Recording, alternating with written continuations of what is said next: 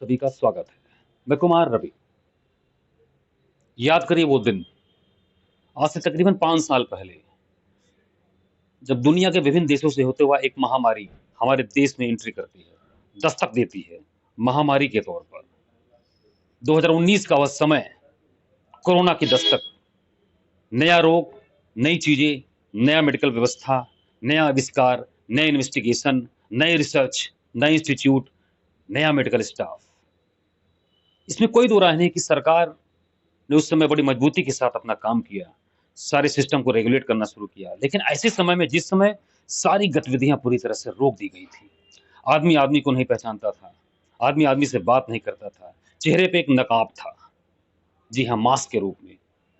माँ बच्चे से नहीं बात कर पाती थी, बच्चा पिता से बात नहीं कर पाता था, बहुत कुछ अस्त व्यस्त था, सामाजिक संरचना पूरी तरीके से उस महामारी के नीचे दबती चली जा रही थी। लेकिन ऐसे समय में सरकार की गाइडलाइंस और खास तौर पर नागरिकों की प्रतिबद्धता जब सरकार ने दोहराई, सरकार के साथ मिलकर, तो ऐसे समय में एक ऐसा स्टाफ, मेडिकल स्टाफ हमारा, वह तन मन और कहीं कह लीजिए धन से भी एक साथ कोरोना महामारी से लड़ने के लिए फील्ड पर उतर पड़ा, अपनी मौत की परवाह किए बिना, अपनी जान की परवाह किए बिना, पूरी शिद्दत के साथ। और शायद इसीलिए कहा जाता है, the doctor on the earth is next to god, second god, दूसरा भगवान डॉक्टर का दर्जा दिया जाता है, जीवन दान देता है डॉक्टर। इसीलिए शायद डॉक्टर पर कोई भी, किसी भी वर्ग का, आयु का, या किसी भी सोसाइटी का अगर कोई पेशेंट होता है, तो अपने को पूरी तरीके से समर्पित कर देता है, समर्पण कर देता है, केवल उस डॉक्टर के सेवा भाव से। उसे यह फर्क नहीं पड़ता वह किस जात बिरादरी का है,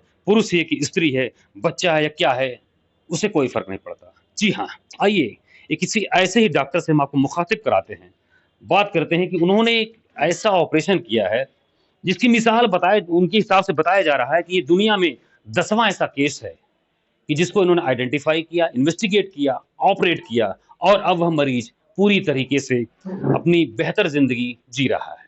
जी हाँ, इस समय हम लोग सूबे की राजधानी लखनऊ के हजरतगंज हृदय में बसे हुए श्यामा प्रसाद मुखर्जी, जिसे आम बोलचाल की भाषा में सिविल हॉस्पिटल कहते हैं, जब हमें यह जानकारी मिली तो हम अपने कदम को रोक नहीं पाए, और आज दौड़ते हुए सिविल हॉस्पिटल अपनी टीम के साथ यहाँ पर इनसे बातचीत करने के लिए आ गए, ताकि इनका जो कर्तव्य है, जो इनका डेडिकेशन था मेडिकल के प्रति, इनसे हम बात करते हैं। इस समय हमारे साथ हैं सिविल हॉस्पिटल की सीनियर मोस्ट सर्जन, यहाँ पर जनरल सर्जन है डॉक्टर सुरम्या पांडे। आइए इनसे हम बात करते हैं कि क्या केस वो था, और पर्टिकुलर किस तरीके से इनके पास वह चीजें आई और उसको उन्होंने इन्वेस्टिगेट करते हुए ऑपरेट किया। मैम, सबसे पहले आपका बहुत बहुत स्वागत है खबरिया टॉक धन्यवाद। से बात करने के लिए। Thank you so much, thank you so much. और मैम, पहले अपना, आप हमारे जो दर्शकों को, हमारे व्यूवर्स को अपना एक परिचय दीजिए। जी, मेरा नाम डॉक्टर सुरम्या पांडे है। मैं यहाँ पे जनरल सर्जन पोस्टेड हूँ सिविल हॉस्पिटल में, जी, और पिछले 1 साल से मैं यहीं पे काम कर रही हूँ। रिसेंटली अभी थोड़ा सा तेज, हाँ। करीब 26 तारीख को एक जी। पेशेंट हमारे पास आई पित्त की थैली की पथरी लेकर, जो कि जी। नॉर्मली हम लोग बहुत सारे केसेस ऑपरेट करते हैं, बट हमने जब पेशेंट को एडमिट किया, उसको ऑपरेशन के लिए ले गए, तो सिर्फ वो पित्त की थैली की पथरी ही नहीं था, वो जायंट गॉल ब्लैडर जिसको जी। कहते हैं वो था। जायंट गॉल ब्लैडर क्या होता है कि अगर गॉल ब्लैडर का साइज मोर देन 15 सेंटीमीटर है, जी। 15 या मोर देन 15 सेंटीमीटर है, तो उसे जायंट गॉल ब्लैडर कहते हैं, जो कि काफ़ी बहुत रेयर एंटिटी है। पूरे विश्व में करीब अभी तक सिर्फ 9 केसेस रिपोर्ट हुए हैं। जी। तो वो पेशेंट का हम लोगों ने ऑपरेशन किया। पेशेंट अभी पोस्ट ऑपरेटिव कोई कॉम्प्लिकेशन नहीं है। कल ही हम लोगों ने पेशेंट को डिस्चार्ज भी कर दिया पेशेंट है। का मैम, उसकी उम्र क्या थी? पेशेंट की उम्र 35 साल थी। पेशेंट का नाम है शालिनी जी। तिवारी, जी। जी। और 35 साल की उम्र है उसकी। सीतापुर रोड में लखनऊ की वो वासी है।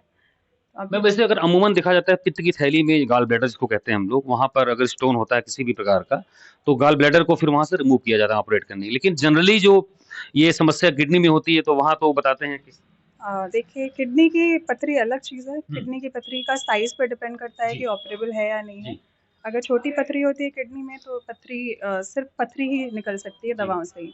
बट गॉल ब्लैडर यानी कि पित्त की थैली ऐसी चीज़ है कि एक बार अगर उसमें पथरी बन गई है, तो इसका मतलब है कि समय आ चुका है कि इसको निकाल दिया जाए, क्योंकि आगे चल के वो कैंसर में परिवर्तित भी हो सकती है, या पीलिया जैसी शिकायत भी कॉज़ कर सकती है।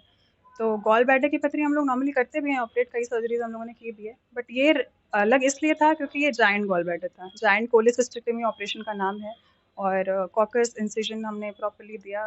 कितने देर का ऑपरेशन किया मैम आप लोगों ने? ऑपरेशन तो 20 मिनट ही चला। जी। बहुत ऐसे बहुत डिफिकल्टी नहीं रही ऑपरेशन में, क्योंकि टीम काफ़ी एफिशिएंट क्या है। लेप्रोस्कोपी किस तरह से किया? Open cholecystectomy open. में किया है, हाँ। जी। जी, जी। कोई कॉम्प्लिकेशन ऐसा कुछ सुनने में आया?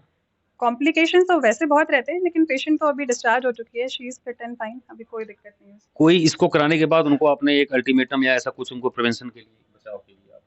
बचाव के लिए नॉर्मली जो गॉल ब्लैडर सर्जरीज होती भी हैं, उसमें हम लोग यही कहते हैं कि पोस्ट ऑपरेटिव आपको थोड़ा तेल मसाला कम खाना है और बाहर की चीज़ें थोड़ा अवॉइड ही करना पड़ता है, क्योंकि गॉल ब्लैडर जो पित्त की थैली होती है उसका काम होता है खाने को डाइजेस्ट करना।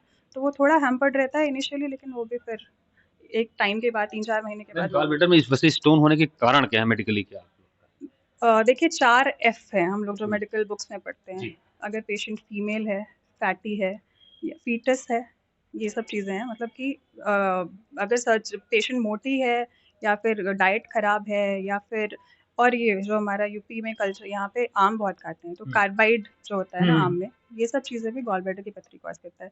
तो आपको गैंजेटिक प्लेन में बहुत सारे ऐसे पेशेंट दिखेंगे जो गॉल ब्लैडर स्टोन के हैं। मुझे तो आजकल लगता है कि हर यूपी के तो हर घर में एक पेशेंट ऐसा है जिसको गॉल ब्लैडर की पथरी है। क्या पानी-वानी के मैम इससे भी? पानी कम पिएँगे, डाइजेशन में दिक्कत रहेगी, ये सब चीज़ें आगे चल के गॉल ब्लैडर बना सकती हैं, गॉल ब्लैडर स्टोन बना सकती हैं। आपकी टीम में मैम साथ में कौन-कौन था? मैं थी और मेरे सिवा मेरे जूनियर रेज़िडेंट डॉक्टर मनीष थे, एंड जो ओटी स्टाफ थी वो किरण सिस्टर थी, एंड एनेस्थीसिया दिया था डॉक्टर एसके सिंह सर ने, सीनियर मोस्ट जो यहाँ पे एनेस्थीसियोलॉजिस्ट हैं उन्होंने।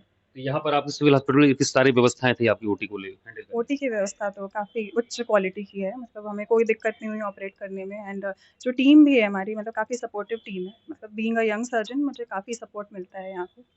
बहुत बढ़िया है सब। तो ये थे हमारे साथ doctor Suramya Pande, civil hospital senior surgeon यहाँ पर, और जो इन्होंने बताया कि 10वां केस इन्होंने हैंडल किया और उसकी रिपोर्ट इन्होंने बताई और इसके बारे में कहा कि जो इनके 4 एफ फैक्टर हैं, वो पित्त की थैली के लिए वह उसमें स्टोन बनने के एक प्रमुख कारक के तौर पे जाने जाते हैं। और आप देख सकते हैं कि किस शिद्दत के साथ बहुत ही तरीके से इन्होंने इसको हैंडल किया, ऑपरेट किया और आज वह जो जो पेशेंट है बहुत ही नॉर्मली अपना जीवन यहाँ से हॉस्पिटल से वो डिस्चार्ज भी हो चुकी है वो महिला।